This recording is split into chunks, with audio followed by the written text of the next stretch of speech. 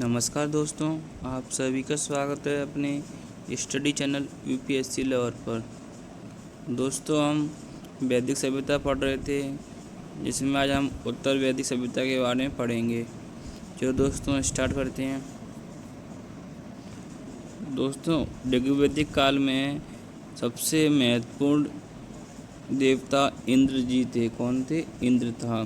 परंतु उत्तर वैदिक काल में उसके स्थान पर प्रजापति महत्वपूर्ण देवता हो गए थे।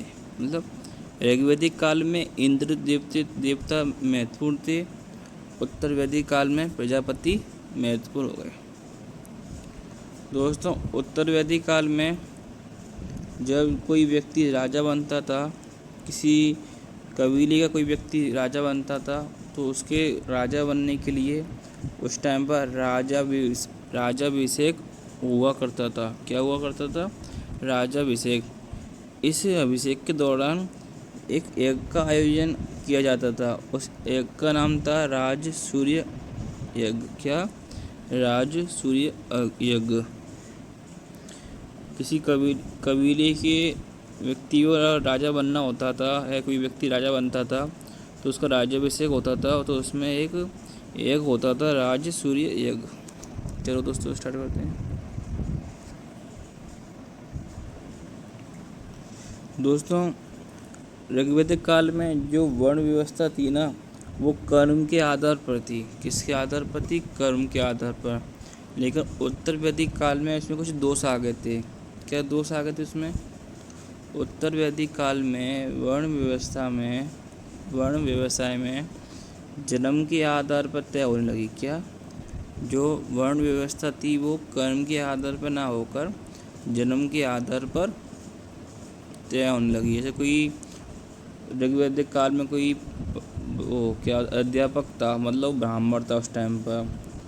फिर जैसे उत्तर वैदिक काल में आया था व्यक्ति, फिर जिसमें जो अध्यापक है तो वो ब्राह्मण में उसका बच्चा भी ब्राह्मण ही कहला जाएगा। यदि वो उसके बच्चे को ब्राह्मण ही कहेंगे, चाहे वो कुछ भी कार्य करे। उत्तर वैदिक काल में इस प्रकार ये व्यवस्था हो गई थी। उत्तर वैदिक काल में दोस्तों, जो किसी कार्य में जो हल होता है ना, कृषि में यूज करती हैं, इसको सिरा बोलते थे। क्या? सिरा। और हल से जो रेखा बनती थी उससे बोलते थे सीता। क्या? सीता। हल को सिरा बोलते थे और हल रेखा को सीता बोलते थे। उत्तर वैदिक काल में दो मुद्राएं की इकाइयाँ थी दोस्तों। एक था निष्क। क्या? निष्क और शतमान। निष्क एवं शतमान। परंतु इसमें मुद्रा की इकाइयाँ तो थीं, परंतु इतना इसका प्रचलन नहीं था दोस्तों। सब कुछ वो वस्तु विनिमय के आधार पर हुआ करता था।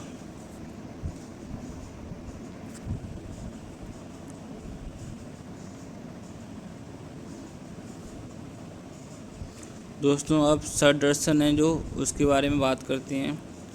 दोस्तों, षट दर्शनों में जो 6 दर्शन हैं, उनमें सांख्य दर्शन जो है ना, वो सबसे पुराना है।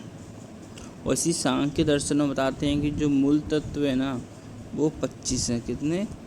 मूल तत्व 25 हैं। इसमें पहला तत्व प्रकृति का। किसका है? प्रकृति का। एक आता है अपने भारत में जो अपने भारत का जो भारतीय वाक्य है ना, सत्यमेव जयते। क्या? सत्यमेव जयते। ये मुंडको उपनिषद से लिया गया है। कहाँ से लिया गया है? मुंडको उपनिषद से लिया गया है। और इसी उपनिषद में क्या बोला गया है? जो यज्ञ होता है ना, वो टूटी नाव के समान होता है। किस समान होता है? जो यज्ञ होता है ना, वो टूटी नाव के समान होता है। दोस्तों, इसी टाइम पर एक गायत्री मंत्र की रचना की गई थी। और वो गायत्री मंत्र सूर्य देवता को समर्पित था। किसको समर्पित था? सूर्य देवता को। और जो गायत्री मंत्र ना, ये इसका संबंध ऋग्वेद से। किससे? ऋग्वेद से। एवं दोस्तों ये अपने ऋग्वेद के तीसरे मंडल में लिखा हुआ है इसके बारे में अध्ययन, और इसकी रचना विश्वामित्र ने की थी। किसने की थी? विश्वामित्र ने इसकी रचना की थी। किसकी? गायत्री मंत्र की रचना की थी। उत्तर वैदिक काल में एक नगर था कौशाम्बी नगर। कौन सा नगर था दोस्तों? कौशाम्बी नगर। तो ऋग्वैदिक काल में दोस्तों ग्रामीण सभ्यता थी, तो वहाँ कच्ची ईंटों का यूज था घरों में। परंतु उत्तर वैदिक काल में पहली बार कौशाम्बी नगर तो जो था उसमें पक्की ईंटों का उपयोग किया गया था। किसका? पक्की ईंटों का उपयोग किया गया था। अब आते हैं दोस्तों, हम आपको लूसेंट का बिल्कुल जो लिखा हुआ है उसको हम समझा रहे हैं, जिससे आपको बिल्कुल कंफ्यूज भी नहीं हो, और नोट्स तो आपके पास होंगे ही। जब लूसेंट से समझाएं तो आपके पास लूसेंट की बुक होगी। प्लीज़ दोस्तों लूसेंट की बुक के साथ इसको पढ़ना प्लीज़। अब आते हैं महाकाव्य के बारे में। महाकाव्य दो हैं।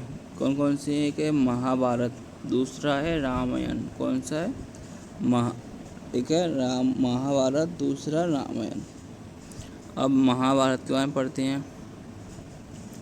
जो महाभारत है ना, उसका प्राचीन नाम था जय संहिता। क्या था? जय संहिता। फिर और दोस्तों ये महाभारत जो है ना, विश्व का सबसे बड़ा महाकाव्य। क्या? विश्व का सबसे बड़ा महाकाव्य कौन सा है? महाभारत। एवं महाभारत का प्राचीन नाम क्या था? जय संहिता। क्या था? जय संहिता। जो आजकल जो गोत्र होते हैं उनकी स्थापना, उनकी शुरुआत उत्तर वैदिक काल में हुई थी। कब हुई थी? उत्तर वैदिक काल में। जो गोत्र जो पूछते हैं शादी टाइम पर पूछा जाता है वो गोत्र, और जो कुल से संबंधित होता है वो गोत्र, उसकी शुरुआत उत्तर वैदिक काल में शुरू हुई थी। मतलब समझ लो जब वर्ण व्यवस्था स्थायी हो रही थी उत्तर वैदिक काल में, वर्ण व्यवस्था स्थायी होने के बाद ही गोत्र का निर्माण होता है। ये गोत्र का निर्माण उत्तर वैदिक काल में स्टार्ट हो गया था। चलो दोस्तों कुछ जानकारी से पढ़ते हैं।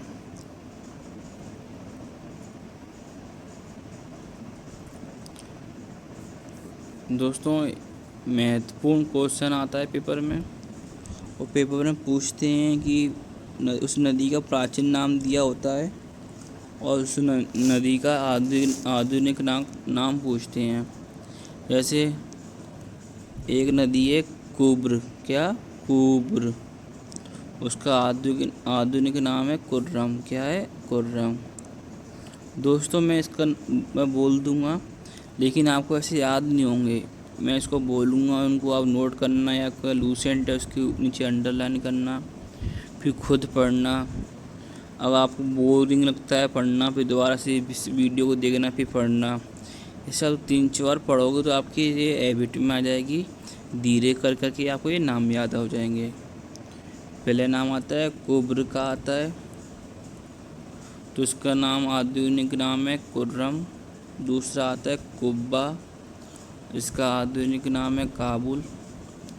तीसरा आता है बितस्ता। क्या आता है? बितस्ता आता है, इसका आधुनिक नाम है झेलम।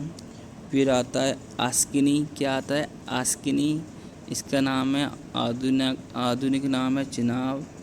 क्या है? चिनाब।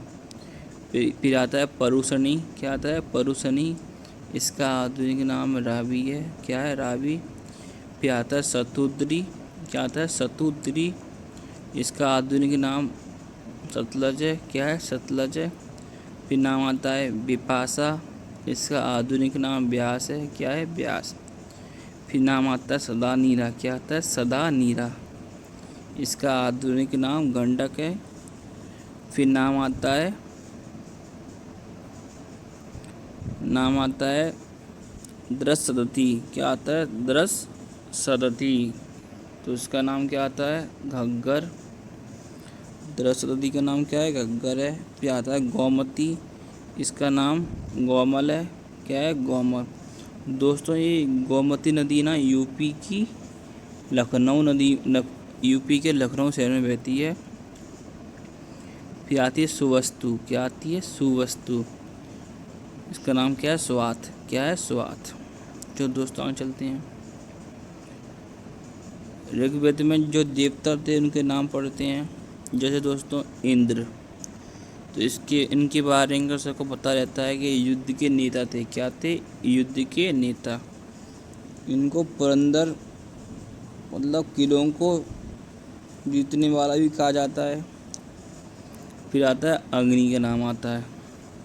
अग्नि दोस्तों देवता है, मनुष्य के बीच मध्यस्थ का कार्य करते थे।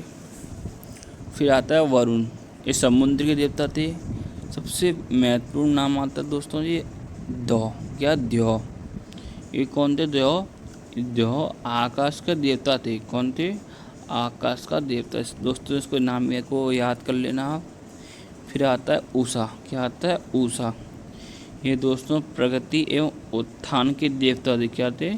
प्रगति एवं उत्थान के देवता। फिर इम्पोर्टेंट नाम आता है, इम्पोर्टेंट अश्विन। अश्विन कौन थे दोस्तों? अश्विन दोस्तों विपत्तियों को हरने वाले देवता थे। कौन थे? विपत्तियों को हरने वाले देवता, यानी मतलब विपत्तियों को दूर करने वाले देवता। दोस्तों के नाम आता है इम्पोर्टेंट, वो था पूषण। क्या? पूषण। दोस्तों ये पूषण देवता ऋग्वेद में तो ऋग्वेदिक कालीन समय में तो उस टाइम पशुओं के देवता थे, लेकिन उत्तर वैदिक काल में दोस्तों ये पूषण शूद्रों के देवता हो। किसके? शूद्रों के देवता के कौन हो गए थे? पूषण हो गए थे। कौन? पूषण। बाकी तो आप जानते हो मारुत हनुमान जी महाराज को बोलते हैं, और उनका या आंधी तूफान के देवता होते हैं।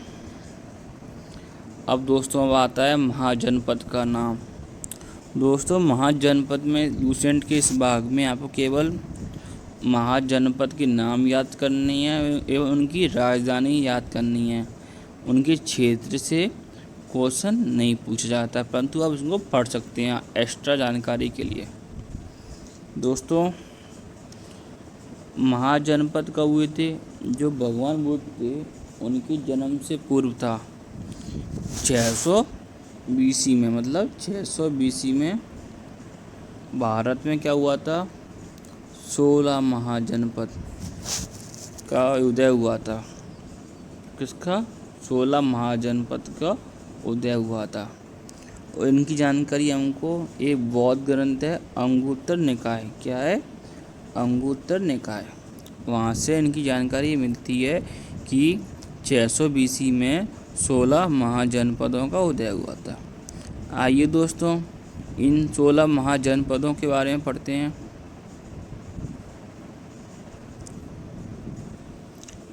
नंबर 1 आता है अंग। कौन? क्या आता है? अंग।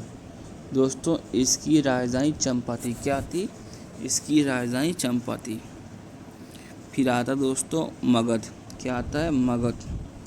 दोस्तों ये मगध है ना, तो ज़्यादातर प्राचीन भारत इसी के ऊपर टिका हुआ है एवं इसका इतिहास हम आगे पढ़ेंगे मौर्य युग में, उससे पहले के युग में।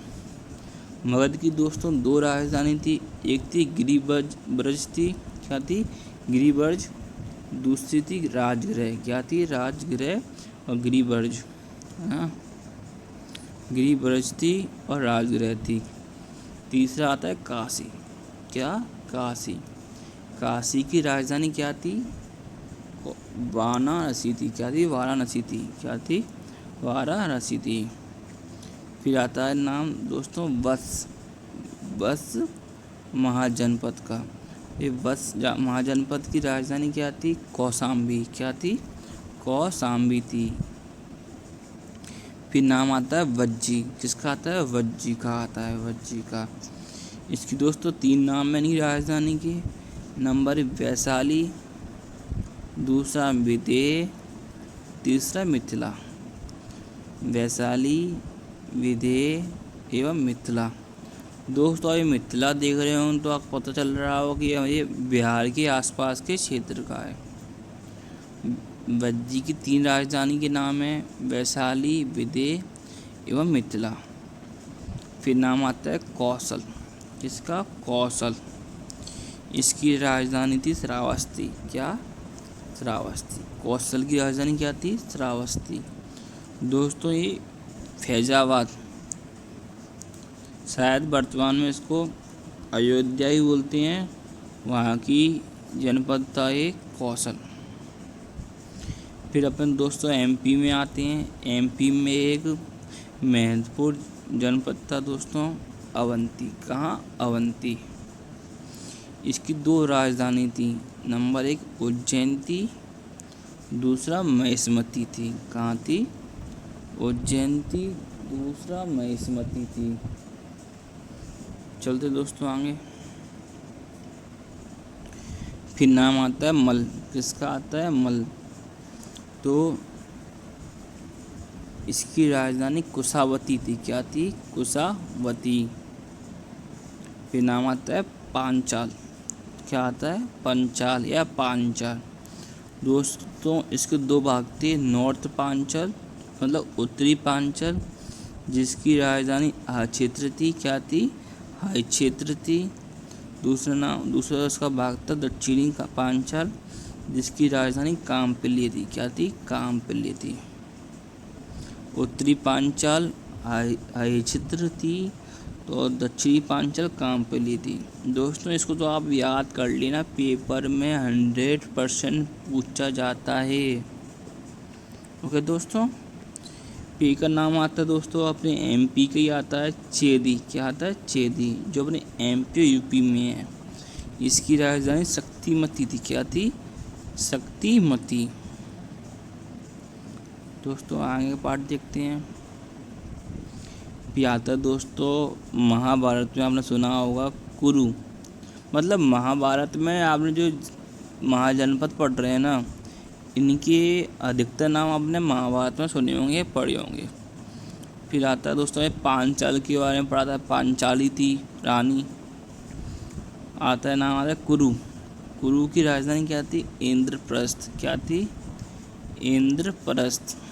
दोस्तों यही वही है जहाँ पर 5 पांडव गए थे और अपना राजनिवास उन्होंने वहाँ पर स्थापित किया था। फिर आते हैं राजस्थान में। क्या आते हैं? राजस्थान में मत्स्य महाजनपद। क्या आते हैं? मत्स्य महाजनपद। इसकी राजधानी विराटनगर थी। कौन थी? विराटनगर। इसकी राजधानी कौन थी? विराटनगर थी। फिर आते हैं दोस्तों उत्तर प्रदेश में चलते हैं।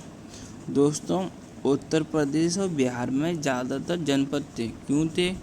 क्योंकि जो उत्तर प्रदेश और बिहार जो वाला जो क्षेत्र है ना, वो अपनी यमुना एवं गंगा का दोआब में पड़ता है, एवं वहाँ पर बहुत महत्वपूर्ण नदी बहती हैं, जिससे वहाँ पर कृषि कार्य होने लगा था।